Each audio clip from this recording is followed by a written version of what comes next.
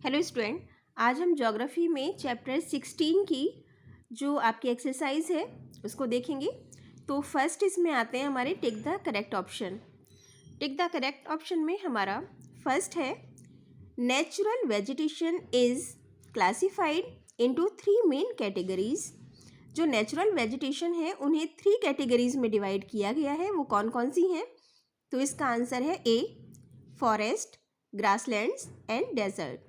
3 part जो 3 categories हैं वो कौन कौन सी हैं हमारी? फॉरेस्ट, ग्रासलैंड और डेजर्ट। अब सेकंड हमारा आता है tropical deciduous forest are also known as.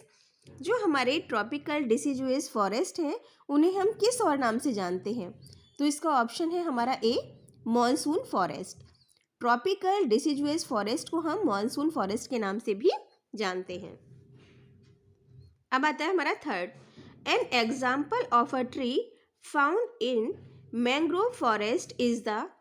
जो मैंग्रोव फॉरेस्ट में पाया जाता है उसका एक एग्जाम्पल कौन सा है? तो इसका आंसर है बी देवदार। देवदार जो ट्री है वो हमारे मैंग्रोव फॉरेस्ट का ही एग्जाम्पल है।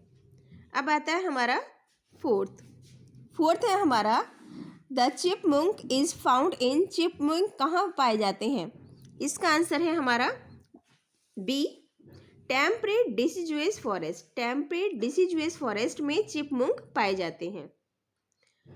अब आता है हमारा लास्ट इसमें fifth, the North America the grassland are known as. In North America grassland जो है उसमें उसे हम किस नाम से जानते हैं? यानी नॉर्थ अमेरिका के ग्रासलैंड को और किस नाम से जानते हैं? तो इसका आंसर है हमारा बी प्रेयरीज। प्रेयरी को हम नॉर्थ अमेरिका ग्रासलैंड के नाम से भी जानते हैं। ये तो थे हमारे MCQs बेटा। अब इसके बाद स्टार्ट होते हैं हमारे ट्रू एंड फॉल्स। फर्स्ट है हमारा इसमें the tropical rain forest are also known as pampas. जो ट्रॉपिकल रेन फॉरेस्ट है उन्हें हम पम्पास के नाम से जानते हैं। ये है हमारा false. See the second, savanna is another name for tropical grassland. Savanna tropical grassland का दूसरा नाम है, तो इसका आंसर है हमारा ट्रू। थर्ड है हमारा rhea is flightless bird of South America. Rhea जो है साउथ अमेरिका की फ्लाइटलेस बर्ड है, तो इसका आंसर है थर्ड का हमारा true.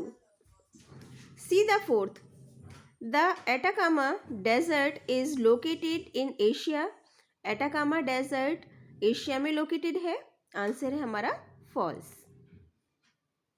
See the next fifth, the vegetation in tropical deciduous monsoon forest from a canopy that does not let the sunlight reach the floors of the forest. कि जो tropical deciduous monsoon forest हैं उनकी vegetation इतनी ज़्यादा thick है कि वहाँ sunlight जो है फर्श तक नहीं आती या ग्राउंड तक नहीं आती। इसका आंसर है हमारा false. See the last, the wild life in temperate grassland of Australia includes marsupials such as known kangaroo and emu. जो हमारे टेम्परेट ग्रासलैंड है ऑस्ट्रेलिया के, उसमें मार्सपेल्स और कंगारू और इमू शामिल होते हैं वाइल्ड लाइफ में, तो इसका आंसर है हमारा ट्रू। तो स्टूडेंट्स, ये थे आपके multiple questions and true and false geography में चैप्टर नंबर 16 के।